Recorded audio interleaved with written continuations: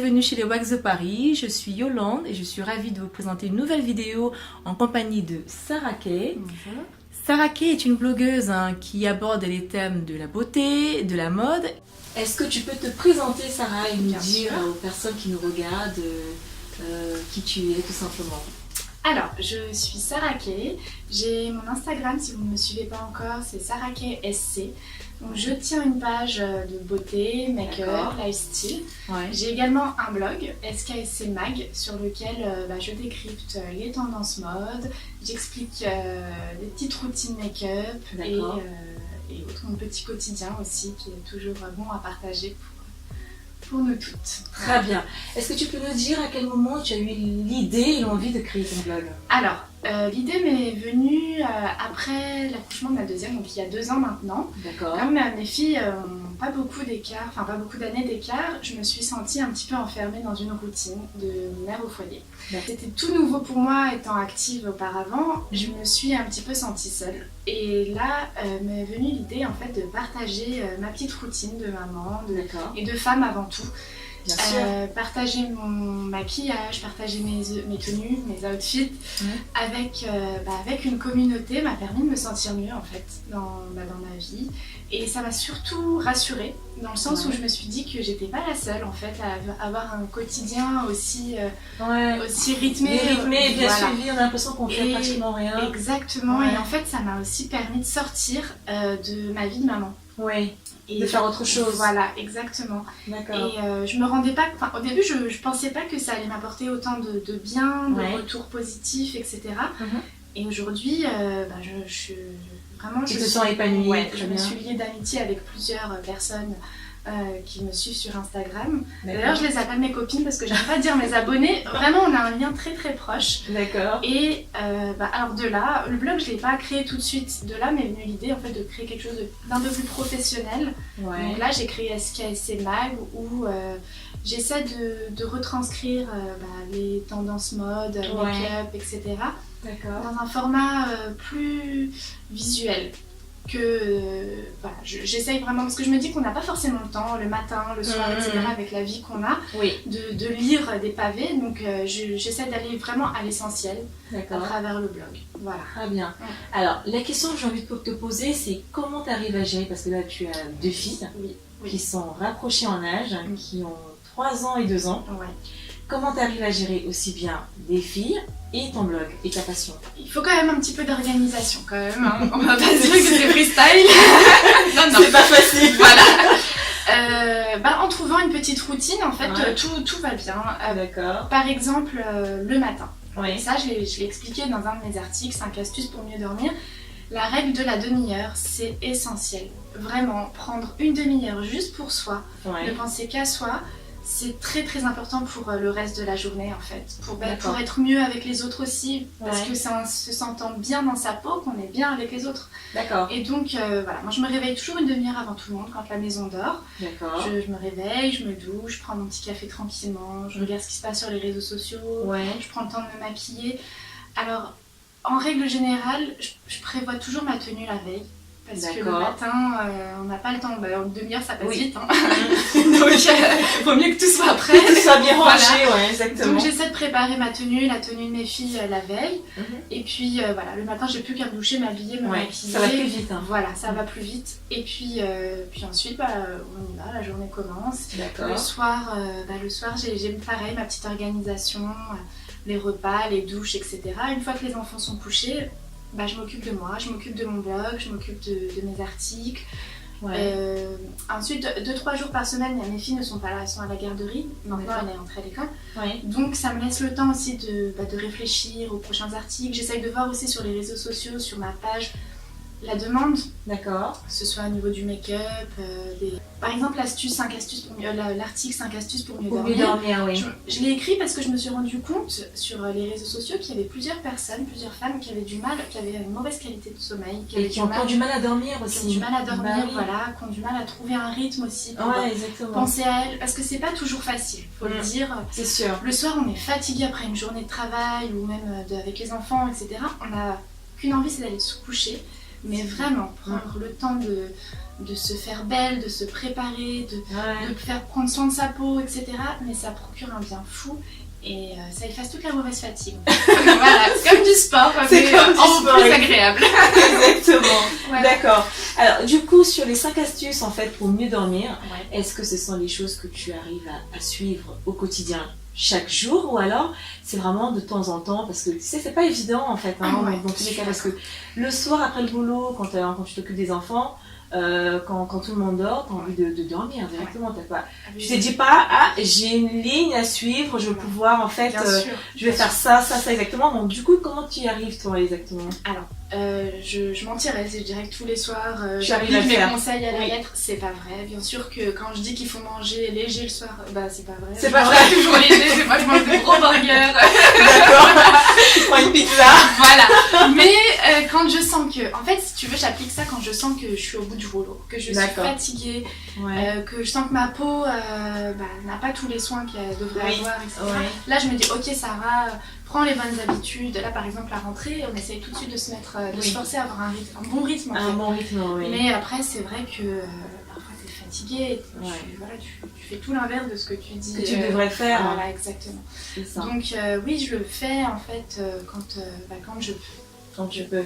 Alors, c'est quoi les 5 astuces alors du coup? Est-ce que tu peux nous dire exactement c'est quoi ces astuces? Ouais, alors, la règle de la demi-heure, donc c'est la première. Voilà, ça commence par le matin. On se réveille une demi-heure avant tout le monde. Voilà. On prend une demi-heure pour soi. Ouais. La deuxième astuce qu'il faudrait faire, qu'est-ce que c'est? Alors la deuxième, c'est trouver son rituel. D'accord. Qui consiste en fait à appuyer sur le bouton off. C'est-à-dire que la journée est terminée, on laisse le stress de côté, et là on se met dans sa petite bulle de cocooning en fait, où le rituel en fait c'est un peu comme les enfants, une sorte de routine qu'on essaye de se faire, allumer une bougie. Oui. Voilà, ça permet de s'apaiser. Exactement, ne serait-ce que par la luminosité, l'odeur. Voilà. Prendre une douche par exemple, c'est une très bonne chose le soir, prendre une douche, pas un bain, parce que la douche en fait, les jets de la douche vont évacuer les mauvaises ondes de la journée. Donc une bonne douche chaude, ensuite après la douche, appliquer sa crème de soin préférée, son huile, hop, enfiler son pyjama et se sentir bien, voilà, se sentir vraiment ça permet de tout enlever, tous les stress de la journée, et pouvoir mieux dormir en fait. Tout à fait.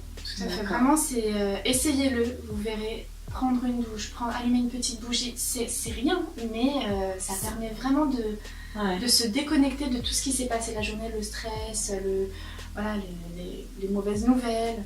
Enfin, on n'a pas des journées toutes roses, donc on a besoin de passer à autre chose. D'accord. Alors, le troisième astuce, c'est dormir à une heure... essayer de trouver une heure de coucher, en fait. Donc, je dis pas que tous les soirs, il faut se coucher à 23h. Ça va être difficile de se coucher à la même heure. Mais ne serait-ce que de se donner un objectif, en fait, se dire, ce soir, je vais essayer de dormir avant minuit, parce qu'on dit qu'après minuit, le sommeil n'est plus réparateur.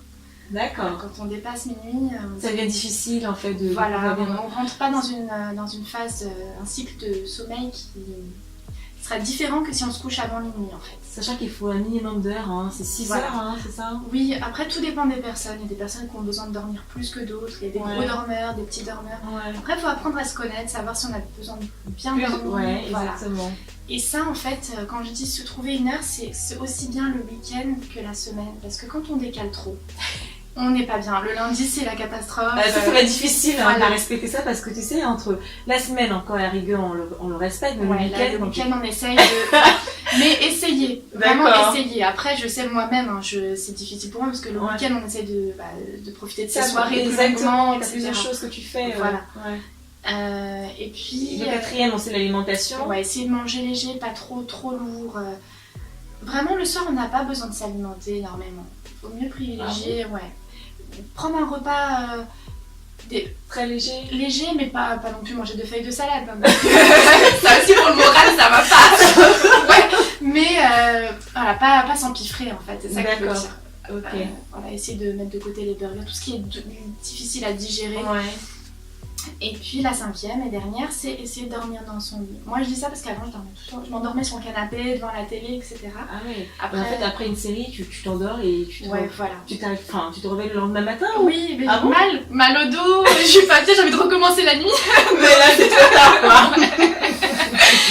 Donc voilà, s'endormir dans son lit. Après, quand je dis s'endormir dans son lit, c'est assez vaste, ça veut dire aussi se déconnecter des réseaux sociaux, de la télé, etc. Vraiment plus de téléphone, plus d'Instagram, Snapchat et autres. C'est pas bon. Parce que pour les yeux, moi ça m'est arrivé plusieurs fois de me réveiller avec des migraines parce que ça tire sur les yeux, la lumière, etc.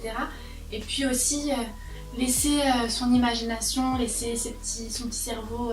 C'est bien avant de dormir, vraiment se dire que voilà, on se laisse aller dans le pays des rêves. C'est très bien.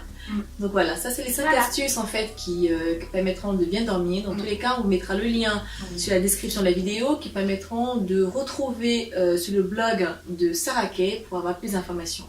Maintenant, est-ce que tu peux nous parler de, parce que tu parles également de la beauté, de la routine beauté. Est-ce que tu as une routine beauté pour nous expliquer? Est-ce que tu... De toute façon, la routine beauté en général, on le fait pas, on ne sait pas. Ça dépend aussi des périodes. On a des périodes où on va prendre plus soin de soi, d'autres et périodes moins, exactement, oui. Alors ma routine, oui, j'en ai une. J'essaie de faire par exemple 2 fois par semaine un masque pour purifier ma peau. D'accord. Tu le fais 2 fois par semaine? Ouais, j'essaie de le faire le mercredi ou alors le dimanche et le vendredi. D'accord. Parce que c'est en milieu de semaine et on arrive dans le week-end, donc j'essaie d'avoir masque purifiant. Le soir, avant de me coucher, ça fait partie du petit rituel, j'applique mes soins. Donc que ce soit pour la peau, contour des yeux, je démaquille ma peau, je prends ma douche, je la nettoie sous la douche.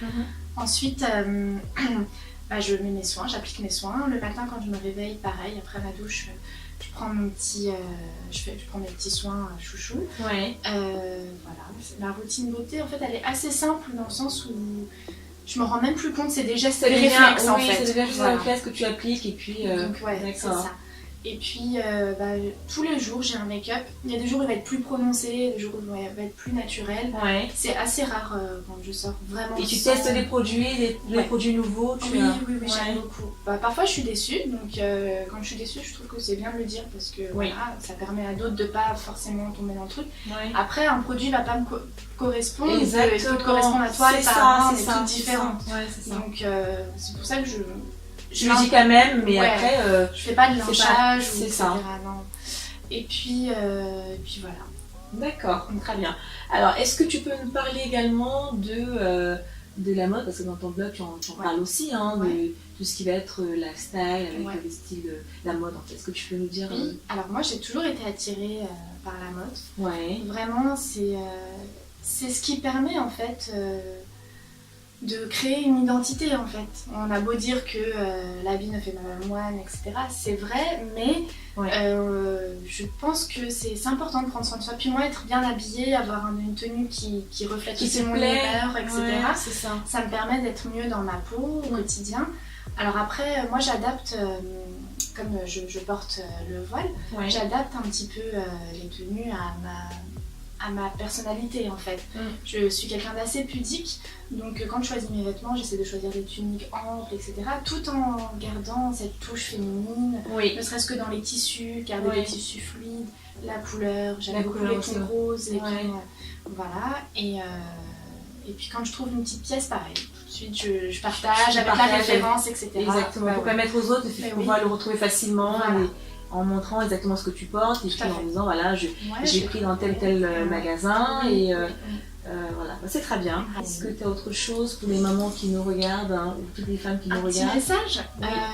Oui, je vais en profiter pour dire à toutes les femmes que vous êtes toutes belles, toutes les femmes sont belles. Mais c'est ça en fait le concept des Walks de Paris, c'est que toutes les femmes sont belles, il suffit de prendre soin de soi. Tout à fait, si vous prenez soin de vous, vous verrez, vous vous sentirez mieux dans votre peau et vous vous sentirez mieux dans votre vie en fait, tout simplement. Très bien, merci Sarah. Avec plaisir. À très bientôt. À très bientôt. Alors cette vidéo est terminée, vous trouverez le lien de la description sur notre vidéo qui pointeront sur le blog et la page Instagram de Sarah Kay. N'hésitez pas à la suivre et de liker cette vidéo. Merci, salut.